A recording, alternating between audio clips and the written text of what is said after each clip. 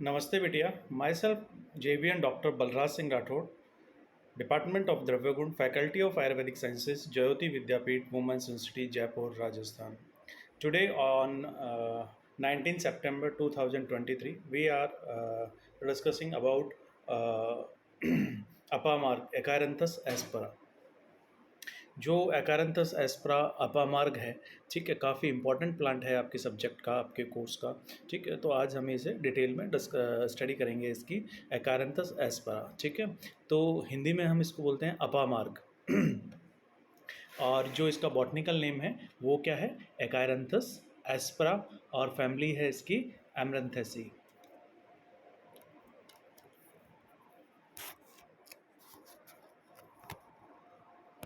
ठीक है. Classical categorisation हम देखें तो चरक हैं वो इसको सिरोविरेचन इस गण के अंदर रखते हैं, ठीक है. सिरोविरेचन जो द्रव्य उन्होंने वर्णित किए हैं उसके अंतर्गत रखते हैं. इसके अलावा जो कृमिग्न महाकषाय है, ठीक है, उसके अंतर्गत चरक इसको रखते हैं, और जो वमनोपग महाकषाय है, ठीक है, इस तरह से चरक इसको सिरोविरेचन में, कृमिग्न में और वमनोपग महाकषायों के अंतर्गत रखते हैं. और जो सुश्रुत हैं, ठीक है, उन्होंने जो 37 गण बताए हैं उसके अंदर इसको अर्कादि गण के अंतर्गत रखते हैं, ठीक है. तो आपको ये क्लासिकल कैटेगराइजेशन है, स्पेशली इसको आपको ये ध्यान में रखना है, आपको याद रखना है. चरक ने इसको सिरोविरेचन, कृमिग्न और वपनोपग महाकषायों में रखा है, और जो सुश्रुत हैं वो इसको अर्कादि गण के अंतर्गत रखते हैं.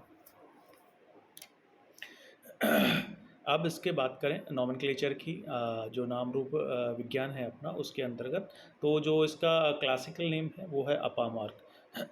जो जनरल हम यूज़ करते हैं इसका नाम अपामार्ग ही यूज़ करते हैं. संस्कृत में इसको प्रत्यक पुष्पी, ठीक है, प्रत्यक पुष्पी और शिखरी, खरमंजरी, किणही, अधैशल्य, मयूरक, इन नामों से हम जानते हैं. तो ये देखें कि इनका ये नाम क्यों है. अपामार्ग मतलब ये क्या है, दोषों का मार्जक या संशोधक है, दोषों को शरीर से बाहर निकालने वाला है, दोषों का शरीर से का शोधन करने वाला है दोषों से. शिखरी, पुष्प फल शिखर तुल्य मंजरी में होने के कारण जो इसकी मंजरी होती है, तो इसका जो पुष्प है या जो फल है वो एक मंजरी में लगा हुआ रहता है, ठीक है, और वो एक कांटों के रूप में होता है. शिखर तुल्य मंजरी में होता है तो, और शिखरी होता है इसलिए नाम कहा जाता है. अधैशल्य, इसमें जो फल है वो कांटों के रूप में उल्टे मुख में लगे रहते हैं, इसको इसलिए अधैशल्य कहा जाता है. अधोमुख कंटक होते हैं इसके अंदर. मयूरक या खरमंजरी, पुष्प मंजरी, खर होने के कारण इसे खरमंजरी कहा जाता है. प्रत्यक पुष्पा, पुष्प क्या होता है इसका, अधोमुख, यानी कि जो पुष्प है वो नीचे के मुख की तरफ किए रहता है, ठीक है, लिए इसे प्रत्यक पुष्पा कहा जाता है, ठीक है. आघाट, और फिर हिंदी में इसको चिरचिटा, चिरड़ा, लटजीरा, ठीक है, अपार्ग, ये सब हिंदी में बोलते हैं. और इंग्लिश में जो इसका नाम है वो अपामार्ग, चाफ ट्री, या पिकली चाफ फ्लावर, या रफ चाफ ट्री, इन नामों से हम इसको जानते हैं. डिस्क्रिप्शन में हम देखें कि इरेक्ट स्टिफ एनुअल पेरिएनियल हर्ब है, often with woody base, stems simple और ब्रांच, ठीक है. स्पेशली जब बारिश का मौसम होता है उसके पश्चात ये पौधे हमें दिखाई देते हैं, हर्ब होते हैं, ठीक है. 1 से 3 फुट ऊंचा ये हर्ब होता है.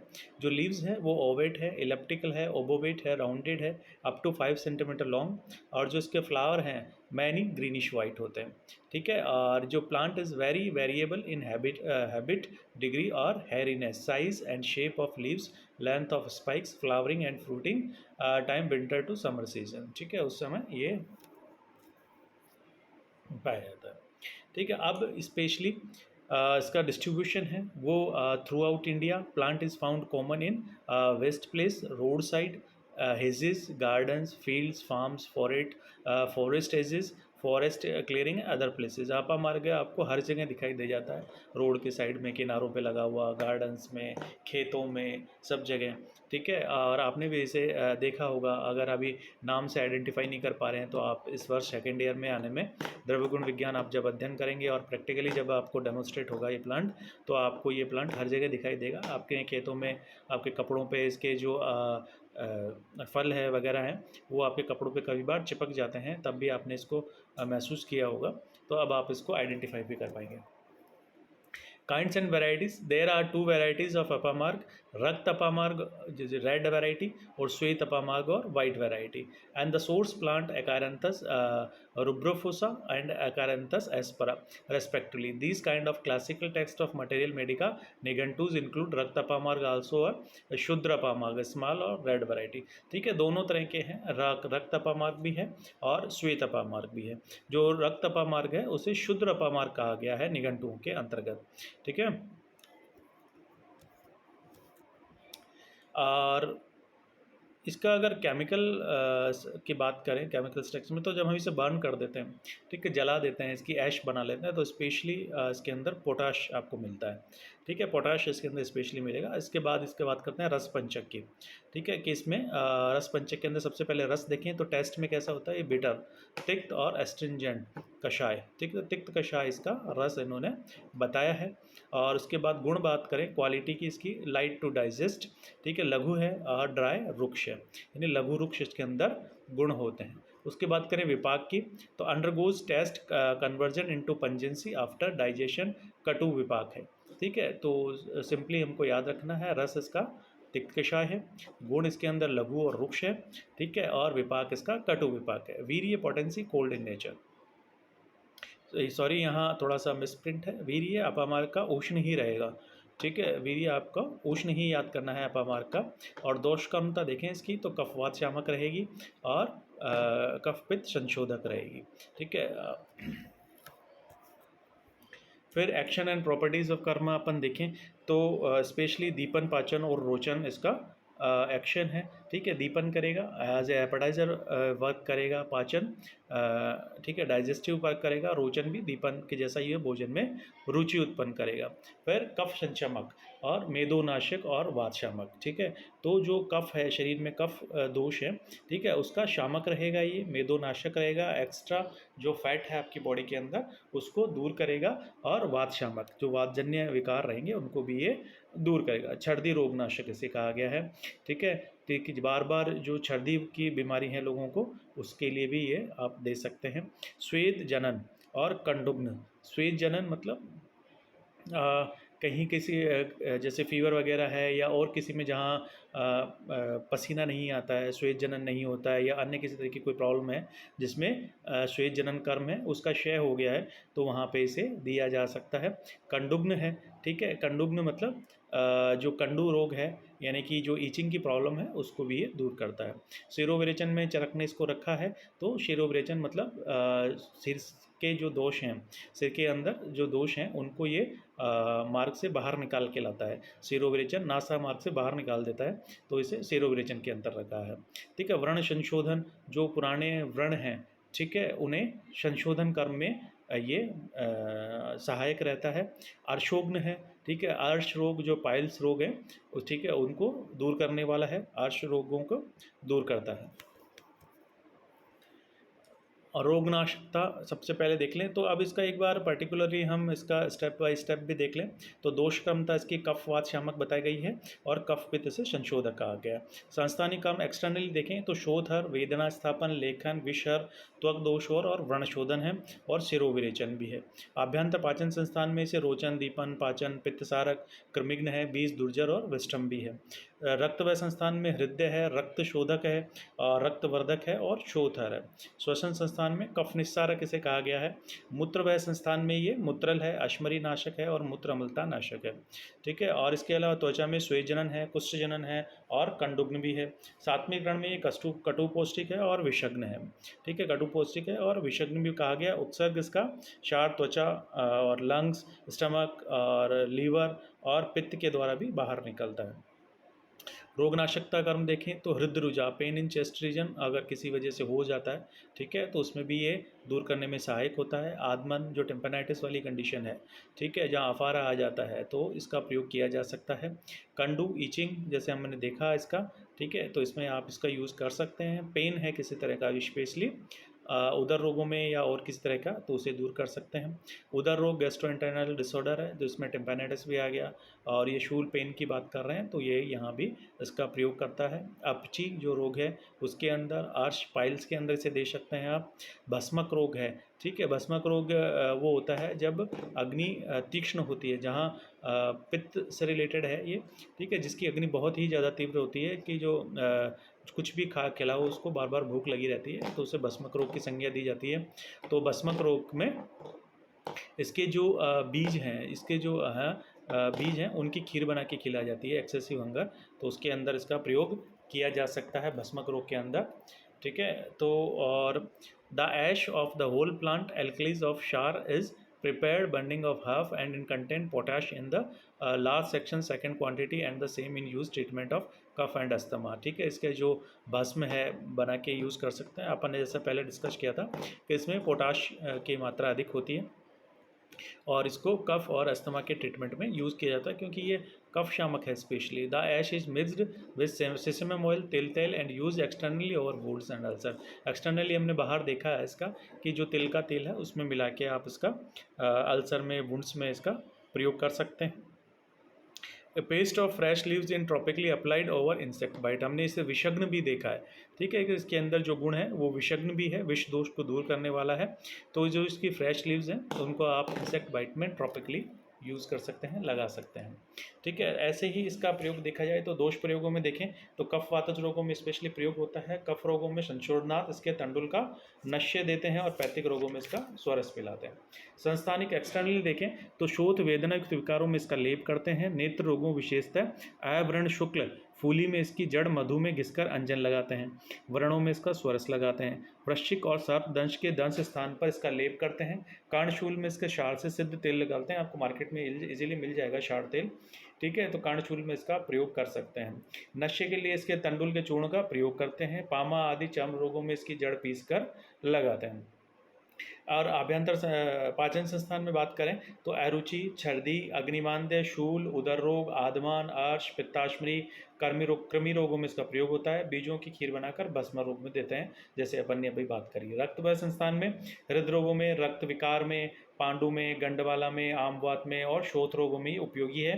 रक्त अम्लता में भी इसका प्रयोग होता है। श्वसन संस्थान में बात करें तो कास और श्वास में इसका क्षार कफ को निकालने के लिए प्रयोग किया जाता है। मूत्रवय संस्थान में बस्ती शोथ, वृक्क शोथ, अश्मरी आदि रोगों में लाभकर है। त्वचा रोगों में कुष्ठ, चर्म रोग, वर्ण विकार आदि में प्रयोग करते हैं। सात्मनिकरण सामान्य दौर्बल्य में इसका सेवन कराते हैं। सर्प विष में इसका मूल काली मिर्च के साथ पीसकर पिलाते हैं। अब बात करें इसके पार्ट यूज की तो होल प्लांट इसका प्रयोग कर सकते हैं। लीव्स इसकी काम में आती हैं, इसके स्पाइक्स हैं उनका आप यूज़ कर सकते हैं, रूट्स का और सीड्स का, ये सारे मेडिसिनल पर्पज़ से इसके पार्ट यूज़ कर सकते हैं। फॉर्मुलेशंस हैं, ये जो मार्केट में मिल जाता है, अपामार्ग क्षार मिल जाता है आपको, ठीक है, और अपामार्ग तेल भी मिल जाता है।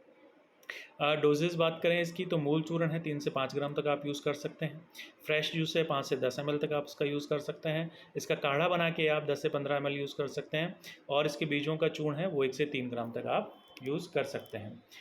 जो अपने भाव प्रकाश हैं वो कहते हैं कि अपामार्ग शिखरी अधशल्यो मयूरकय मरकटी दुर्ग्रहा च अपि किणखमंजरी अपामार्ग सरस तीक्ष्णो दीपन तिक्तकय कटु पाचने रोचनस छर्दी कफ मेदो अनिलापय नियंती हृद्रुजा आदमन कंडू शूलुदरपची। ये भाव प्रकाश निकटन टू रेफरेंस में देखते हैं। ठीक है, तो आपको ये चैप्टर अच्छे से याद करना है, इट इज़ वेरी इंपॉर्टेंट और आपके एग्जाम पॉइंट ऑफ व्यू से काफ़ी इंपॉर्टेंट है। If you have any query please mention in comment box, I will resolve it soon. Thank you बच्चों।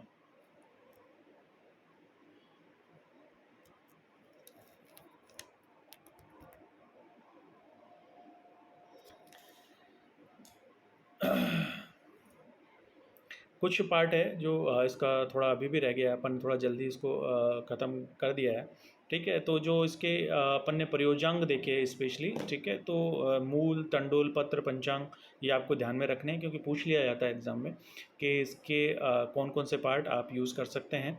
ठीक है, और मात्रा स्वरस है 10 से 20 ml तक आप प्रयोग कर लें। क्षार आधा से 2 ग्राम तक प्रयोग करें, क्योंकि क्षार की मात्रा कम ही प्रयोग में लाई जाती है। विशिष्ट योग अपामार्ग क्षार तेल है। अब भाव प्रकाश इसके बारे में कह रहे हैं, इसको थोड़ा सा डिस्क्राइबली हम देख लें। तो अपामार्ग सरस तीक्ष्णों, अपामार्ग में जो गुण बताए हैं वो सर गुण बताया है और तीक्ष्ण गुण बताया है, इसलिए इसका अपामार्ग तेल का प्रयोग किया जाता है। दीपनस तिक्त कटु, दीपन याद है एज ए एपेटाइजर ये वर्क करता है। और इसका जो रस है वो तिक्त कटु बताया है ना, तिक्त कषाय अन्य आचार्यों ने बताया जिन्होंने तिक्त और कटु बताया है। पाचन डाइजेस्टिव भी के रूप में भी आप इसका प्रयोग कर सकते हैं। रोचन, ठीक है, भोजन में रुचि उत्पन्न करने वाला, भोजन में रुचि उत्पन्न करने वाले द्रव्यों में इसका प्रयोग किया जा सकता है। छर्दी, कफ, मेदो, अनिल, पालाप है। ठीक है, बार बार जो वमन रोग है या छर्दी रोग है जिसमें बार बार वमन आता है, ठीक है, छर्दी रोग पुनः पुनः पुनः पुनः आता रहता है, तो वहाँ पे इसका प्रयोग कर सकते हैं। कफ रोगों में, कफ में स्पेशली इसे बताया गया है कि इसका जो इसकी भस्म है, ऐश बना के इसका प्रयोग किया जाता है। ठीक है, पोटाश की मात्रा अधिक होती है तो कफ और अस्थमेटिक जो रोगेज हैं, ठीक है, बार बार खांसी आना या अस्थमा वाली प्रॉब्लम है, श्वास रोग है, ठीक है, इसमें इसका प्रयोग किया जा सकता है। यानी मेद रोग है, ठीक है, जो ओबेसिटी वाली प्रॉब्लम है या ज़्यादा मोटापा है या फैट की अधिकता है, तो ये संशोधन गुण होने के कारण से फैट को भी दूर करता है। और अनिलाप है, उष्ण होने की वजह से वातज जो रोग हैं उनको भी दूर करने वाला है। नियंती हृदय, ठीक है, हृदय में को दूर करने वाला है। आधमान टिम्पेनाइटिस वाली कंडीशन अपन ने देखा अभी। कंडू, ठीक है, ईचिंग की जो प्रॉब्लम है। शूल है, उदर, ठीक है, उदर के अंदर जो शूल है और अपची रोग है, इन सबको ये दूर करने वाला है। इसी प्रकार धन्वंतरी निघंटु कहते हैं अपामार्गस्तु तिक्तो उष्ण कटुक कफनाशन। अपामार्ग तिक्त और उष्ण है, कटु है और कफ नाशन करने वाला है। अर्श रोग को दूर करने वाला है। कंडू उदर आमग्नो, ठीक है, उदर रोग और आमज जो शूल है उसको दूर करने वाला है। रक्त, हृदय, ग्राही, वांतिकृत, ठीक है, रक्त जो रोग हैं, हृदय जो रोग हैं और ग्राही और वांतिकृत मतलब अग्नि को बढ़ाने वाला है। प्रत्यक पुष्पा शिरोविचननम, अग्नि द्रव्य में चरक इसका वर्णन करते हुए कहते हैं कि ये प्रत्यक पुष्पा है, यानी कि पुष्प इसके कैसे होते हैं, नीचे की तरफ झांकते हुए, नीचे की तरफ मुख रहता है पुष्पों का, इसलिए इसे क्या कहा जाता है, प्रत्यक पुष्पा। शिरोविरेचना नाम, ठीक है, अग्र में कहा गया है शिरोविरेचन द्रव्यों के अंदर अपामार्ग को, ठीक है, कि ये सर्वश्रेष्ठ शिरोविरेचक इसको चरक ने कहा है। तो ये जो प्लांट है आपका एग्ज़ाम पॉइंट ऑफ व्यू से भी काफ़ी इंपॉर्टेंट है, और जब आप चिकित्सा करेंगे तो भी इसके जो बने हुए प्रोडक्ट्स हैं जैसे शपामार्ग, क्षार तेल वगैरह हैं, या इसका जो क्षार है आप इनका प्रयोग कर सकते हैं। काफ़ी इंपॉर्टेंट प्लांट है, इजीली अवेलेबल प्लांट है, आपके चारों तरफ अवेलेबल होता है। बारिश के सीज़न के बाद ये उग आता है और इसके फूल वगैरह हैं वो सर्दी में और ऑटम सीजन में आपको मिल जाते हैं। और होल प्लांट है, आप इसका भस्म बनाने में, तेल बनाने में होल प्लांट का आप प्रयोग कर सकते हैं। तो बच्चों आज हमने अपामार्ग के बारे में पढ़ा, ठीक है, उसका क्लासिकल कैटेगराइजेशन रखा कि आचार्यों ने कौन कौन से महाकषाय में और गणों में इसको रखा है, ठीक है, उसकी माइक्रोस्कोपिक, माइक्रोस्कोपिक स्टडी, उसके जो संस्कृत नेम है, बॉटनिकल नेम है, ठीक है, इंग्लिश नेम है, और इसके जो रसपंचक है, फार्माकोलॉजिकल एक्शंस हैं, ठीक है, थेरापेटिक एक्शंस हैं, इसके डोजेज, ड्रग डोज हैं, ठीक है, इसके जो प्रयोजांग है, कौन से पार्ट यूज़ में आते हैं या विशिष्ट योग हैं, इनके बारे में हमने देखा। भाव प्रकाश ने और धन्वंतरि निघंटु इसके बारे में क्या कहते हैं हमने वो भी देखा। तो if you have any query, please mention in comment box. I will resolve it soon. Thank you बच्चों।